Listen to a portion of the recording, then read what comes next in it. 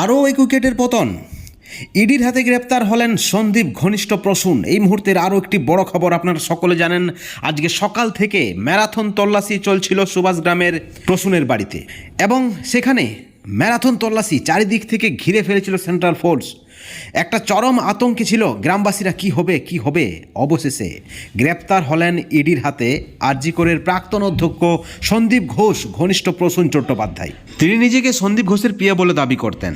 অবশেষে আরজি করের তরুণী চিকিৎসকের মৃত্যুকে কেন্দ্র করে তার নাম উঠে আসে। সেমিনার হলের ভিডিওতে তাকে দেখা যায়, এবং আজকে সকাল সকাল তার বাড়িতে পৌঁছে যায় ইডির আধিকারিকরা, সঙ্গে প্রচুর পরিমাণে সেন্ট্রাল ফোর্স। অবশেষে দীর্ঘ 7 ঘন্টা পর তাকে গ্রেপ্তার করেছে ইডি।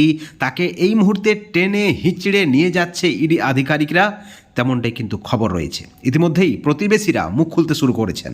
তিনি গ্রেপ্তার হতেই প্রতিবেশীদের সাপ কথা, আরজিকর কাণ্ডে যদি তিনি জড়িত থাকে তাহলে তার যেন কঠোর শাস্তি হয়, চরম শাস্তি হয়। বন্ধুগণ, এই মুহূর্তের আরও একটি বড় খবর, গ্রেপ্তার হলেন আরও এক বড় মাথা, যেমনটা কিন্তু খবর রয়েছে, এবং ইনি সন্দীপ ঘোষের পিএ, যেমনটা তার দাবি, এবং আরজি করের ঘটনায় তার নাম জড়িয়েছে।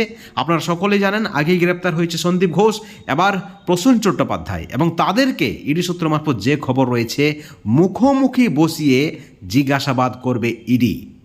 অত্যন্ত বড় খবর।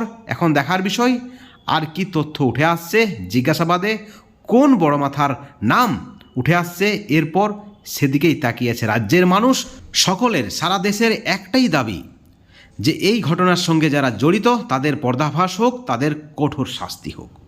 এই খবরের পরিপ্রেক্ষিতে অবশ্যই আপনাদের মতামত আপনারা চ্যানেলের কমেন্ট সেকশনে কমেন্ট করে জানাবেন, এবং পরবর্তী আপডেটের জন্য অবশ্যই চ্যানেলে নজর রাখবেন এবং চ্যানেলটিকে সাবস্ক্রাইব করে রাখবেন। Thank you so much.